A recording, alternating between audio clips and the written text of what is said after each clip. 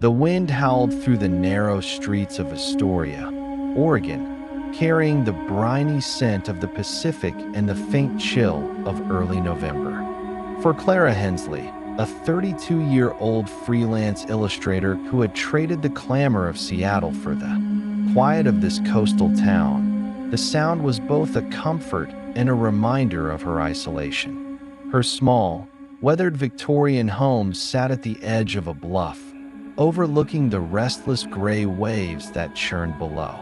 The house, with its peeling sage-green paint and creaking floorboards, was a fixer-upper she bought impulsively after a messy divorce, hoping the solitude would spark her creativity. Most nights it did, but tonight, as the wind rattled the single-paned windows, something felt off, something Clara couldn't quite name. She sat cross-legged on the living room floor, her sketchpad balanced on her knees, the glow of a single lamp casting long shadows across the room. Her latest project, a series of illustrations for a children's book about lost sailors, had consumed her for weeks. The deadline loomed, and she'd spent the day hunched over her tablet, perfecting the curve of a ghostly ship's prow. Now, with the clock ticking past 11 p.m., she'd switched to traditional pencil and paper, letting her mind wander as she sketched the jagged cliffs that mirrored the ones outside her window. The house was silent except for the faint scratching of her pencil and the occasional groan of the old structure settling into itself. Clara had grown accustomed to the solitude. After her marriage unraveled, she'd craved it, needed it, even. The absence of another person's voice, their footsteps, their expectations had felt like freedom. She'd furnished the house sparsely, a thrift store couch, a wobbly coffee table, a few mismatched chairs. The walls were bare except for her own sketches, pinned haphazardly with thumbtacks. The emptiness suited her. It gave her space to breathe, to rebuild. But tonight, the emptiness felt heavier, as if the house itself was holding its breath. She set her pencil down and stretched, her joints popping softly. The wind outside had picked up, whistling through the gaps in the window frames. Clara stood, rubbing her hands together to ward off the chill, and crossed to the kitchen to make tea. The kettle's low hum was a welcome sound, grounding her in the mundane. She glanced at her phone on the counter. No notifications, no missed calls. Her friends in Seattle had stopped checking in as often, and her parents, retired and living in Arizona, called only on weekends. The isolation was her choice, but tonight it pressed against her like a physical weight as the kettle began to whistle. A sharp thunk echoed from the back of the house. Clara froze, her hand hovering over the stove knob. The sound was distinct, not like the usual creaks or groans of the old house. It was deliberate, heavy, like something solid striking wood. Her heart gave a quick, unsteady lurch. She turned off the burner, the kettle's whistle dying into a hiss, and strained to listen. The wind howled again, masking any smaller sounds. But the silence that followed felt charged, expectant. "It's nothing," she muttered, her voice barely above a whisper. The house was old, prone to odd noises. A loose shutter, maybe, or a branch caught in the wind. Astoria's storms were relentless this time of year.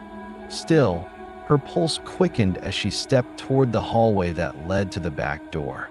The air felt colder here, though she couldn't tell if it was the drafty house or her own nerves.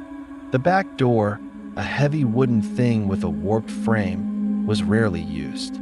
She kept it locked, the deadbolt rusted but functional. She flicked on the hallway light, wincing as the bare bulb cast stark shadows across the peeling wallpaper. The door was still closed, the deadbolt in place. She pressed her hand against the wood, testing it. Solid, no movement. She exhaled, her breath visible in the chilly air, and turned back toward the kitchen. Then it came again. Thunk. Louder this time, unmistakable. It was coming from outside, just beyond the back door. Clara's stomach twisted.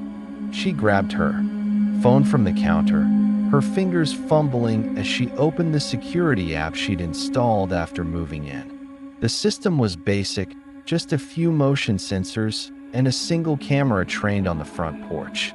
She hadn't bothered with one for the back. Too expensive, and the bluff's steep drop-off seemed deterrent enough. Now, she regretted that decision.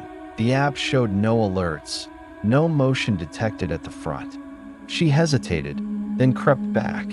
To the door, her bare feet silent on the cold floorboards. She pressed her ear against the wood, holding her breath.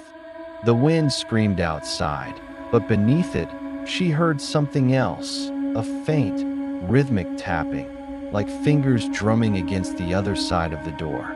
Her skin prickled. She backed away, her eyes locked on the handle, half expecting it to turn. Clara's mind raced through possibilities. A neighbor? Unlikely. Her nearest one was a quarter-mile away, and no one visited unannounced at this hour. An animal? The bluff was home to raccoons and the occasional deer, but this sound was too deliberate, too human. She glanced at her phone. Again, her thumb hovering over the emergency call button. Calling the police over a noise seemed paranoid, but the tapping grew louder, more insistent, as if whoever, or whatever, was out there knew she was listening. She forced herself to move, retreating to the living room and grabbing a fireplace poker from the hearth.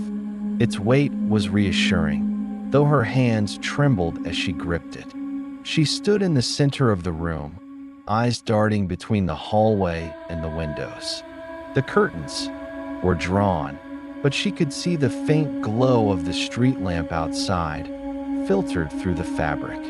She strained to hear over the wind, but the tapping had stopped. The silence was worse, somehow. It felt like a predator pausing before the strike. Her phone buzzed, startling her so badly she nearly dropped the poker. It was a text from an unknown number. Check the back door. Her blood ran cold. She stared at the screen, her thumb frozen over the reply button. Who could have her number? She hadn't shared it with anyone in Astoria except her landlord and the local coffee shop's loyalty program. Her fingers shook as she typed. Who is this? But before she could hit send, another text appeared. You'll want to see this. Clarice. Breath hitched.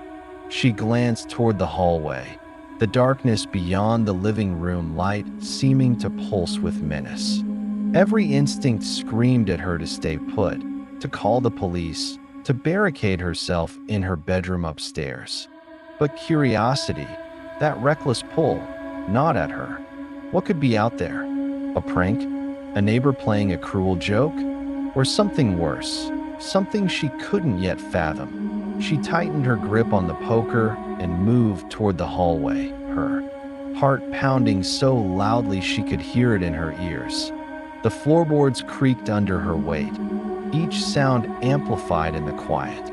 She reached the back door and hesitated, her hand hovering over the deadbolt. The tapping had stopped, but the silence felt alive, watching her. She pressed her ear to the door again, straining for any sound. Nothing, just the wind and the distant crash of waves against the bluff. Steeling herself, she unlocked the deadbolt with a soft click and eased the door open a crack. Cold air rushed in, carrying the scent of salt and damp earth. The backyard was a small, overgrown patch of grass that ended abruptly at the cliff's edge. The darkness was absolute, swallowing the beam of her phone's flashlight as she swept it across the yard. Nothing moved. No one was there. Then her light caught something. A small, white envelope tucked into the doorframe, wedged so tightly it hadn't fallen when she opened the door. Her stomach churned as she reached for it, her fingers brushing the damp paper.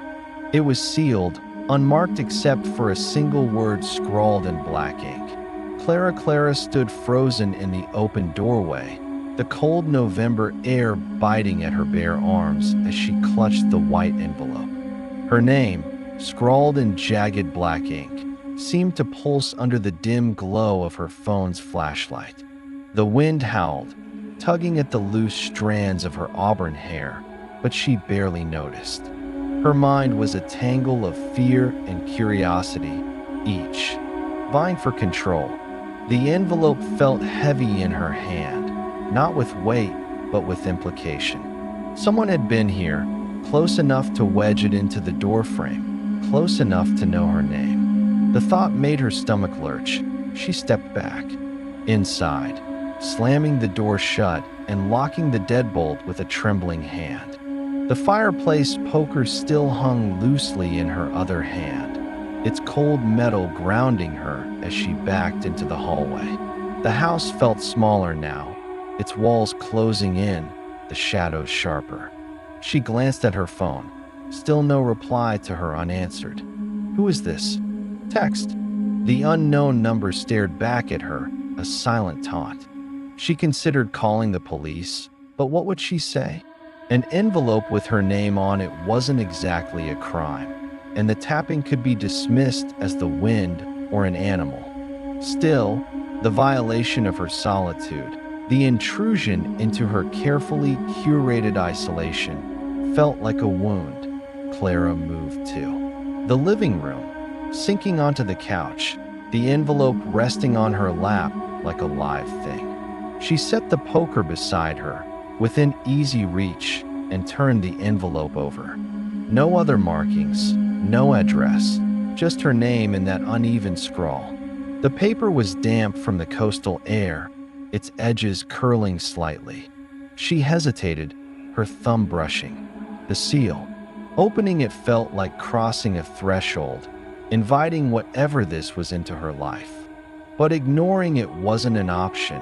Her mind wouldn't let it rest. With a deep breath, she tore the envelope open, the sound unnaturally loud in the quiet room. Inside was a single sheet of paper, folded once, and a small, tarnished key, no bigger than her thumb.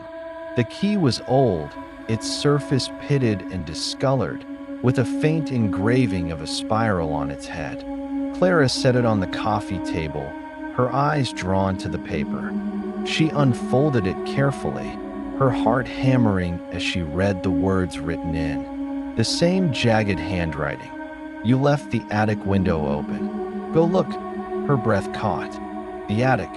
She hadn't been up there in weeks, maybe months. It was a cramped, dusty space filled with boxes from her old life. Photo albums, letters, things she'd meant to sort through but couldn't face. The window up there was small, barely a foot wide, and she'd assumed it was locked, like every other entry point in the house. She hadn't even checked it when she moved in. The idea that someone knew it was open, that they'd been close enough to notice, sent a chill down her spine. Clara's eyes darted to the ceiling, as if she could see through the floorboards to the attic above. The house was silent again, but it was a different kind of silence now, one that felt like it was waiting. She grabbed her phone and the poker, leaving the key on the table, and moved toward the narrow staircase that led to the second floor. Each step creaked under her weight, the sound echoing in the stillness. The air grew colder as she climbed, the damp chill of the old house seeping into her bones. The top of the stairs, a pull-down ladder led to the attic. It was tucked into a corner of the hallway, its handle coated in dust. Clara hesitated, her hand hovering over the cord. The rational part of her mind screamed to call the police, to wait for help, but the note's command, go look, gnawed at her. What if the window was open? What if someone had been inside? She needed to know. She pulled the cord, and the ladder descended with a groan, releasing a puff of stale, musty air. The darkness above was absolute, swallowing the light from the hallway.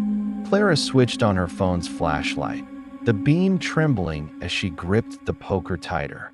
She climbed the ladder slowly, each rung creaking under her weight. Her head reached the attic floor, and the air grew thicker, heavy with the scent of dust and old wood. The attic was as she remembered, cluttered, chaotic, a graveyard of her past. Cardboard boxes were stacked haphazardly, their edges softened by time. A cracked mirror leaned against one wall, reflecting her flashlight's beam in jagged fragments. The window, a small square of glass set high in the slanted roof, was barely visible in the gloom. Clara stepped onto the attic floor, the boards groaning beneath her, and moved toward the window, her light cutting through the shadows. The window was open. Not wide, just a crack, but enough to let in a thin stream of cold air that stirred the dust. Clara's heart sank. She reached up, her fingers brushing the rusted latch. It was loose, barely holding the window in place. She pushed it shut, locking it with a click that felt too loud in the quiet. Her mind raced. Had she left it open by mistake? Or had someone been here, tampering with it? The note suggested the latter, and the thought made her skin crawl. She swept her flashlight across the attic, searching for anything out of place. The boxes looked untouched, their contents undisturbed. But as her light passed over the far corner, something caught her eye, a small, dark shape tucked between two boxes. She moved closer, her pulse thudding in her ears. It was a shoe, a single, worn leather boot, scuffed and caked with dried mud. It didn't belong to her. Clara's breath hitched. She backed away, her flashlight shaking, casting wild shadows across the walls. The boot was proof someone had been here, in her house, in her attic. She stumbled toward the ladder, her mind a blur of panic. As she reached the opening, a soft scrape came from below, like something brushing against the hallway floor. She froze, her flashlight trained on the ladder's opening. The hallway light flickered, then went out, plunging the house into darkness. Her phone buzzed in her hand, the vibration jolting her. Another text from the unknown number. You found it. Now check the basement. Clara's knees buckled. The basement. She hadn't been down there since she moved in. It was a damp, unfinished space with a dirt floor and exposed beams, used only for storage.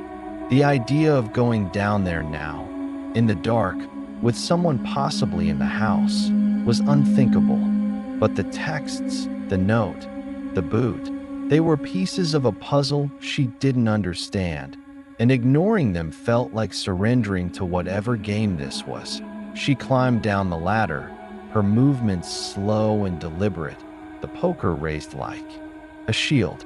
The hallway was pitch black, the air heavy with the scent of salt and mildew. She flicked her flashlight across the walls, half expecting to see a figure lurking in the shadows. The house felt alive now, its creaks and groans no longer innocent.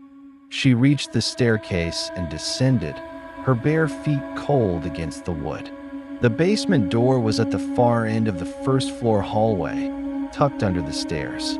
Its paint was chipped, the knob tarnished from years of neglect.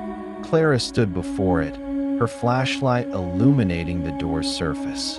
The key from the envelope flashed in her mind. It was still on the coffee table. Could it unlock something down there? She didn't want to find out, but the texts were relentless, pulling her deeper into this nightmare. She reached for the knob, her hand trembling, and turned it. The door creaked open, revealing a yawning darkness that seemed to swallow her light. She took a step forward, then stopped. A faint sound, like a whisper, drifted up from the basement. It wasn't the wind this time. It was human, soft and indistinct, but unmistakable. Clara's grip on the poker tightened. She wanted to run, to lock herself in her bedroom and wait for morning. But the whisper grew louder, forming words she couldn't quite make out. It was calling her, beckoning her down, The whisper from the basement curled through the air like smoke, faint but undeniable, its words just beyond Clara's grasp. Her flashlight trembled in her hand, casting jagged beams across the open doorway, where the darkness seemed to pulse with a life of its own. The basement stairs descended into an abyss that smelled of damp earth and decay, a stark contrast to the salty tang of the coastal air above. Clara's heart pounded, each beat a warning to turn back, to flee, but her feet remained rooted to the floor. The poker in her other hand felt inadequate now, a flimsy defense against whatever waited below. She glanced back at the living room, where the small, tarnished key still lay on the coffee table, glinting faintly in the lamplight. The text, "Now check the basement," echoed in her mind, its command both a lure and a threat. She didn't want to go down there, didn't want to face the source of that whisper, but the alternative was worse, staying in the dark, wondering, letting the fear fester. Clara took a shaky breath, her resolve hardening. She needed answers, even if they terrified her. She stepped back to the coffee table, snatching the key and shoving it into her pocket. Its weight pressed against her thigh, a cold reminder of the envelope's intrusion. She returned to the basement door, her flashlight sweeping the stairs. The wooden steps were worn, their edges splintered, and cobwebs clung to the corners like ghostly curtains. The whisper had stopped, leaving only the distant howl of the wind outside, but the silence was no comfort. It felt like a pause, a moment of anticipation. Clara descended slowly, each step creaking under her weight.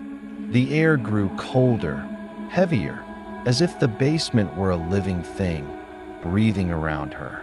Her flashlight illuminated bare concrete walls, streaked with mildew, and a dirt floor littered with old crates and rusted tools.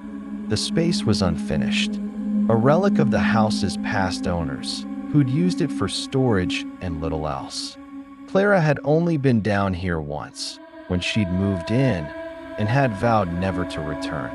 Now, she regretted that decision. The basement felt like a trap, its shadows hiding secrets she wasn't sure she wanted to uncover. At the bottom of the stairs, she paused, her flashlight scanning the room. The whisper came again, softer now, almost a sigh, from the far corner where the light barely reached. Clara's skin prickled. She gripped the poker tighter, her knuckles white, and took a cautious step forward. The dirt floor crunched beneath, her bare feet gritty and cold. She moved toward the sound, her beam catching glimpses of forgotten objects. A broken chair, a stack of moldy newspapers, a cracked porcelain sink. The whisper grew clearer, forming words she could almost understand. Here, here, here, like a chant, pulling her deeper. Her light fell on a wooden trunk in the corner, its surface scarred and coated in dust. The whisper seemed to emanate from it, though that was impossible. Clara's pulse thundered in her ears. She approached the trunk, her breath shallow, and knelt beside it. The lid was heavy, its hinges rusted, and a padlock hung from the latch, its metal dulled by time. She pulled the key from her pocket, her hand trembling as she compared it to the lock. The spiral engraving on the key matched a faint pattern etched into the padlock's surface. Her mind screamed at her to stop, to leave the trunk unopened, to call the police and let them handle it. But the whisper grew louder, more insistent, and the weight of the unknown was unbearable. She slid the key into the lock, her fingers clumsy with fear. It turned with a grinding click, the sound echoing in the silent basement. Clara lifted the lid, the hinges groaning, and aimed her flashlight inside. The trunk was filled with papers, yellowed letters, photographs, and newspaper clippings, all jumbled together. On top lay a small, leather-bound notebook, its cover cracked and stained. Clara's breath hitched as she reached for it, her fingers brushing the cold leather. She opened it, her flashlight illuminating pages of handwritten notes in the same jagged scrawl as the envelope. The words were chaotic, a mix of dates, names, and cryptic phrases. She watches from the bluff. The tide knows. November 3rd, 11:47 p.m. Her stomach dropped. That was tonight, less than an hour ago. She flipped through the pages, her hands shaking. A photograph slipped out, landing in the dirt. Clara picked it up, her heart stopping as she recognized the image. It was her house, taken from the bluff's edge, the sage-green exterior unmistakable. The photo was grainy, but she could make out her silhouette in the living room window, hunched over her sketch pad. The realization hit her like a blow. Someone had been watching her, photographing her, long before tonight. The whisper came again, sharper now, from behind her. Clara spun, her flashlight sweeping the basement. Nothing, just crates and shadows. But the air felt different, charged, as if someone had stepped into the space. She clutched the notebook and photo, backing toward the stairs. Her foot caught on something, a loose board, maybe, and she stumbled, her flashlight clattering to the ground. The beam flickered, then died, plunging the basement into darkness. Panic surged through her. She fumbled for the flashlight, her hands scraping the dirt floor, but it was gone, swallowed by the dark. The whisper returned, closer now, a low, guttural murmur that seemed to come from all directions. Clara scrambled to her feet, the poker raised, and bolted for the stairs. She tripped on the first step, her shins slamming against the wood, but she didn't stop. She climbed, her breath ragged, until she reached the hallway and slammed the basement door shut, locking it with a trembling hand. She collapsed against the wall, her chest heaving. The notebook and photo were still in her hand, crumpled from her grip. She stumbled to the living room, her eyes darting to the windows. The curtains were still drawn, but she could feel eyes on her, a presence just beyond the glass. Her phone buzzed on the couch, and she lunged for it, nearly dropping the notebook. Another text from the unknown number. "You shouldn't have opened it." Clara's blood ran cold. She dialed 911, her voice shaking as she explained the situation to the dispatcher. The texts, the envelope, the boot in the attic, the trunk, the photo. The dispatcher's calm tone did little to ease her fear, but she promised an officer would be there within 15 minutes. Clara hung up, her eyes fixed on the basement door. The house was silent again, but it was a silence that screamed. With menace, she opened the notebook again, desperate for answers. The pages were filled with more cryptic entries, some in different handwriting, as if multiple people had contributed. One line stood out, underlined in red ink. "The keeper of the house never leaves." Clara's mind raced. The previous owners? A squatter? A ghost? She didn't believe in the supernatural, but the words chilled her. The photograph of her in the window suggested something far more immediate, far more human. A soft thud came from the front porch, like a footstep. Clara froze, her eyes locked on the front door. The porch light was off. She hadn't turned it on tonight. She crept to the window, pulling the curtain back just enough to peer outside. The porch was empty, the street beyond cloaked in fog. But as her eyes adjusted, she saw it. A shadow, tall and indistinct, standing at the edge of the bluff, just beyond the reach of the street lamp's glow. It didn't move, but she could feel its gaze, heavy and unrelenting.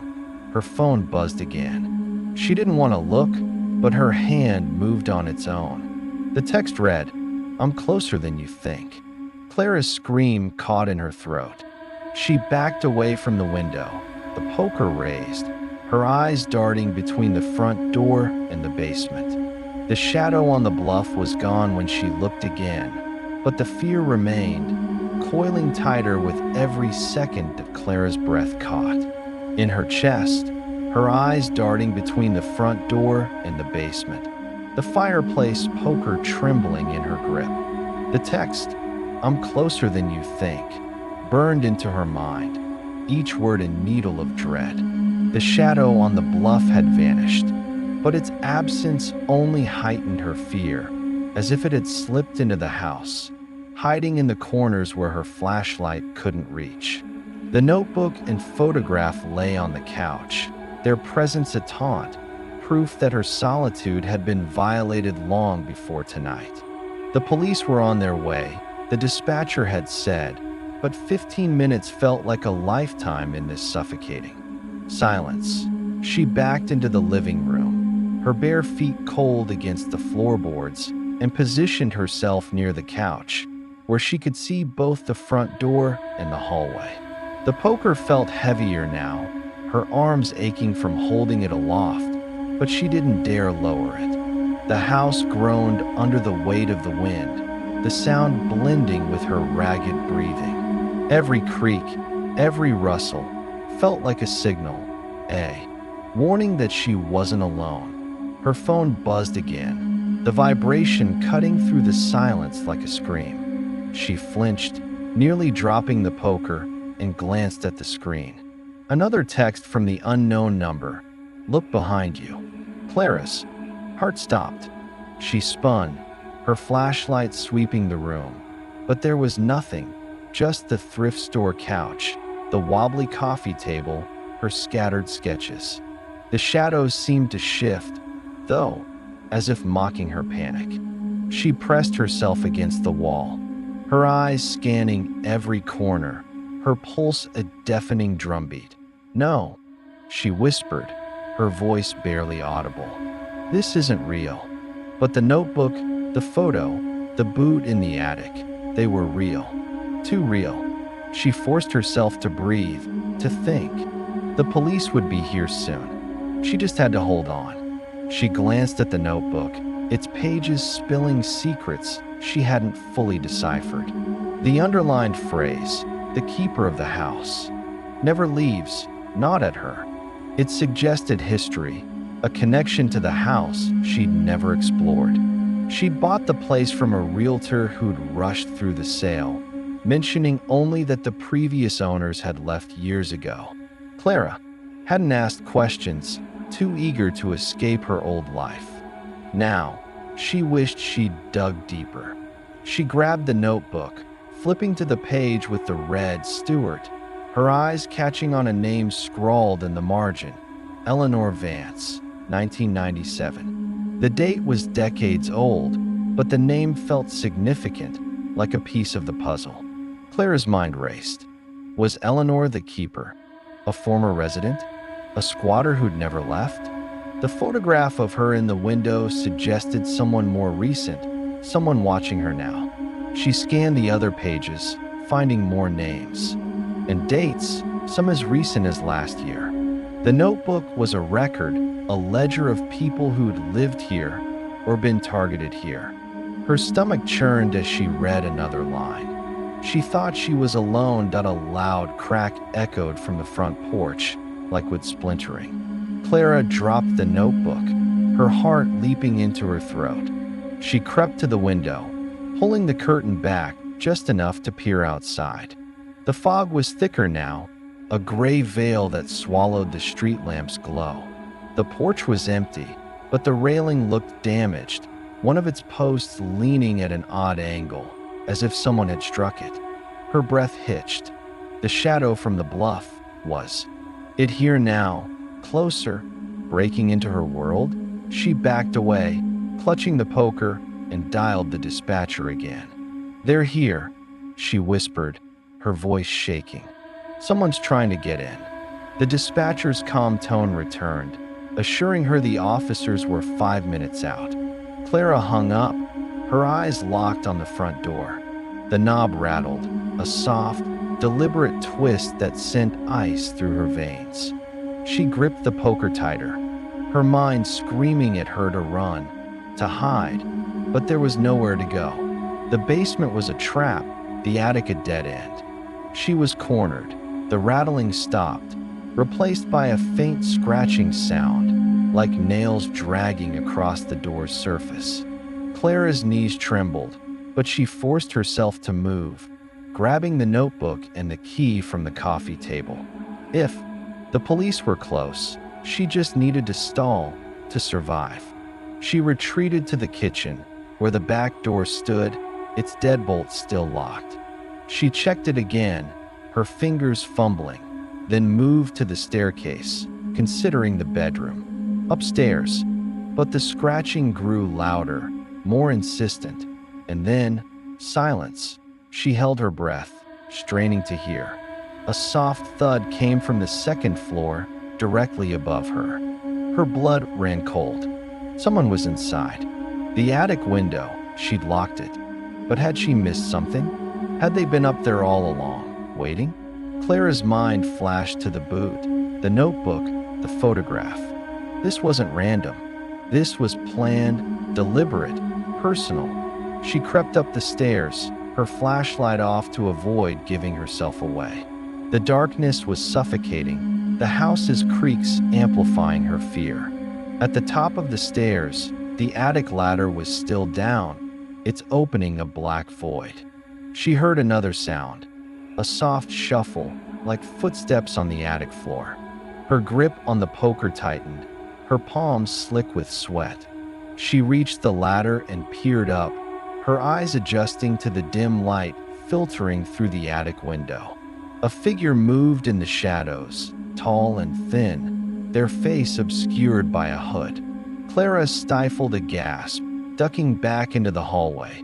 Her phone buzzed again, the screen lighting up the darkness. The text read, "You can't hide forever." Clara's vision, blurred with panic. She needed a plan, now? The bedroom had a lock, but it wouldn't hold for long. The basement was too exposed. Her only hope was to stall until the police arrived. She crept back downstairs, her movements silent, and hid in the narrow closet under the stairs, pulling. The door shut. The space was cramped, smelling of dust and old paint, but it was hidden, a temporary shield. Inside the closet, she opened the notebook again, using her phone's faint glow to read. The entries grew more frantic, some written in a shaky hand. "She's still here. The keeper watches. Don't stay after dark." One page listed her name, Clara Hensley, 2025, with a date from 2 weeks ago. Her heart stopped. They'd been watching her since she moved in, maybe longer. She flipped to the last page, where a single sentence was scrawled in red ink. "The house chooses its keeper." That a loud bang came from the front door, followed by the sound of splintering wood. Clara's breath caught. They were breaking in. She clutched the poker, her body trembling, and whispered a prayer for the police to hurry. The notebook slipped from her lap, landing with a soft thud. She grabbed it, noticing a loose page tucked inside. It was a map of the house, hand-drawn, with an X, marked in the basement, near the trunk. Below it, in tiny script, Leaner's door. Clara's mind raced. The key, the trunk, the whisper. Was there a door in the basement she'd missed? She didn't want to go back down there, but the crashing at the front door grew louder, the wood giving way. She had no choice. She slipped out of the closet, moving silently to the basement door, and descended the stairs, her heart pounding. The air was colder now, the whisper returning, clearer this time. "Clara, come." It was a woman's voice, soft but commanding, echoing from the corner where the trunk Saturday. She reached the trunk, her flashlight flickering back to life as she aimed it at the wall behind it. The concrete was uneven, but there, a faint outline, barely visible, of a door. It was small, no taller than her waist, its edges sealed with years of grime. The key in her pocket felt heavier, its spiral engraving a match for the lock embedded in the concrete. Clara's hands shook as she inserted the key, the lock grinding open with a sickening click.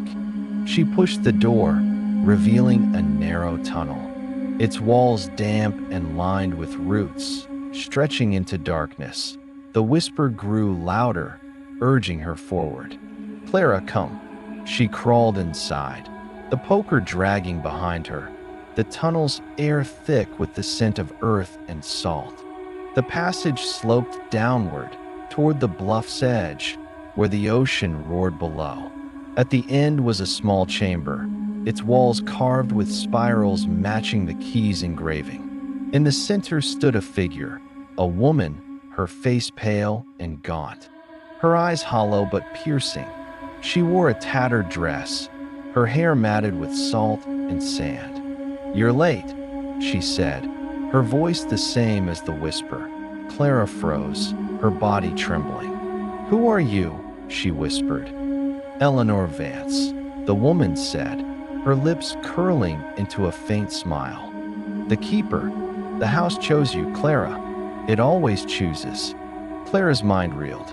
The notebook, the dates, the names, decades of people targeted by this house, by Eleanor. "What do you want?" she asked, her voice breaking. "To stay," Eleanor said. "The house needs a keeper. I was chosen, like those before me. Now it's you." Clara shook her head, backing away. "No, I'm not staying." But the tunnel seemed to close in, the walls pulsing with the rhythm of the waves. She turned to flee, but the door was gone, sealed shut. Eleanor stepped closer, her eyes glinting with something ancient, something hungry. "You opened the trunk," she said. "You took the key. You're part of it now." A distant siren pierced the air, faint but growing louder. Clara's heart leapt. The police. She screamed, pounding on the tunnel walls, but the sound was swallowed by the roar of the ocean. Eleanor's hand touched her shoulder, cold as the grave. "The house doesn't let go," she whispered. Clara's scream echoed as the sirens reached the house. The police found the front door splintered, the notebook and photograph on the couch, but no sign of Clara. The basement door was locked, the trunk undisturbed, the key missing. The official report listed her as a missing person, likely lost to the bluff's edge in the storm. But the locals, those who knew the house's history, whispered of the keeper, a woman who'd vanished in 1997, and others before her, all claimed. By the Victorian on the bluff, months later, a new tenant moved in, a young writer seeking solitude. On his first night, he found a small, tarnished key on the coffee table, its spiral engraving catching the lamplight. The house was quiet, but the wind carried a whisper, faint and beckoning. "Welcome."